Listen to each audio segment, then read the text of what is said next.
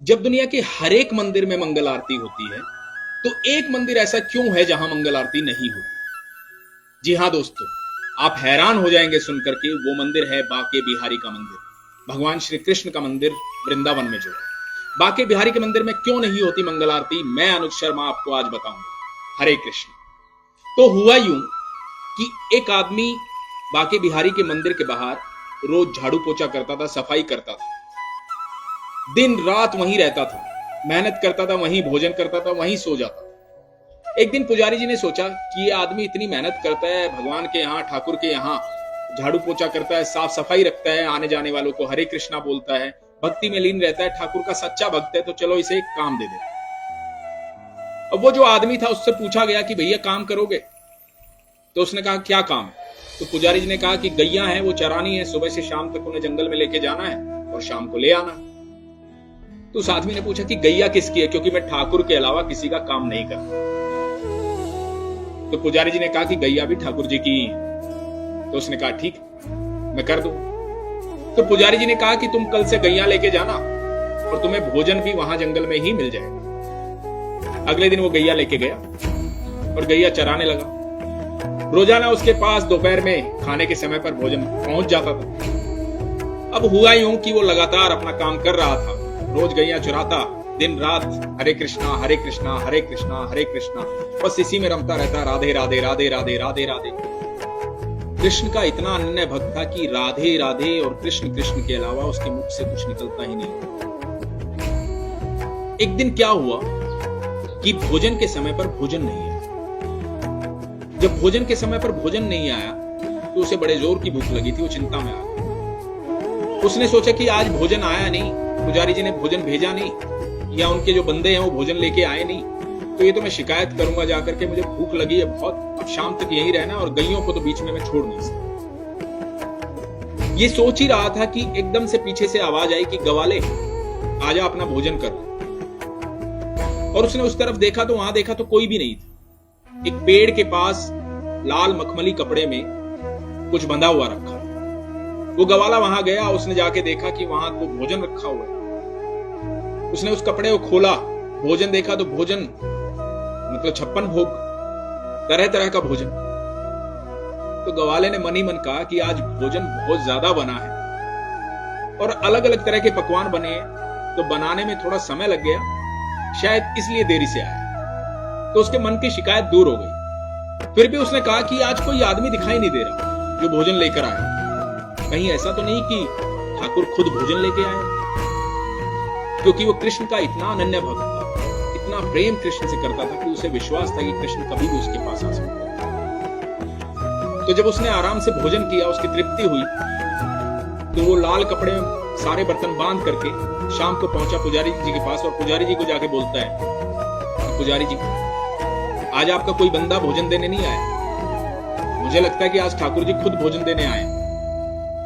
पुजारी जी ने देखा भोजन आज, और पुजारी जी को लगा कि आज तो भोजन बना ही था, क्योंकि आज तो एकादशी का दिन है, आज तो व्रत है। और पुजारी जी ने देखा उसके हाथ में वो लाल मखमली कपड़े में जो बर्तन है, वो बर्तन है जिसमें रोज ठाकुर जी का भोग लगता है, जिसमें खुद ठाकुर जी भोजन करते हैं। तो पुजारी जी ने पूछा कि कोई भी तुम्हें देने नहीं आया था? बोले नहीं, मुझे तो एक आवाज आई थी, उसने कहा गवाले भोजन कर ले, मैं वहां गया तो वहां कोई मिला ही नहीं। पुजारी जी को लगा कि वाह,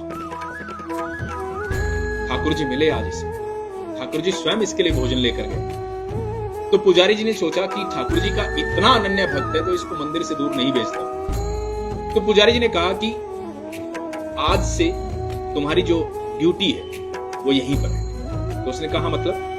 बोला मतलब ये कि रात को चौकीदारा तुम करोगे, मंदिर का ध्यान तुम रखोगे, कोई भी मंदिर में आए जाए नहीं, मंदिर के द्वार बंद होने के बाद तुम्हारी ड्यूटी शुरू होगी, तो पूरी रात तुम पहरा दो। तो उसने कहा ठीक। तो उस रात से उस गवाले की जो है ड्यूटी शुरू हो, तो वो मंदिर की चौकीदारी कर रहा है। दोस्तों आधी रात को पता है क्या हुआ? आधी रात को स्वयं बाके बिहारी बाहर आए। बाके बिहारी बोले कि मुझे जाने दे, और उसने उसे रोक लिया। जब उस ग्वाले ने ठाकुर को रोक लिया तो ठाकुर जी ने पूछा, भाई मुझे क्यों रोक रहा है, मुझे तो जाने दे। बोला, नहीं, मुझे पुजारी जी ने बोला है कि यहां से कोई भी आए जाए नहीं, तो मैं अपनी चौकीदारी पे हूं, तो आप भी अंदर जाइए और यह आराम का समय। ठाकुर जी ने कहा, भैया मुझे तो निधिवन जाना है, ये तो सदियों से मैं जाता आ रहा हूं, तो वहां जाने से क्यों रोक रहा है। तो बोला, नहीं, आप नहीं जा सकते, आप अंदर जाइए।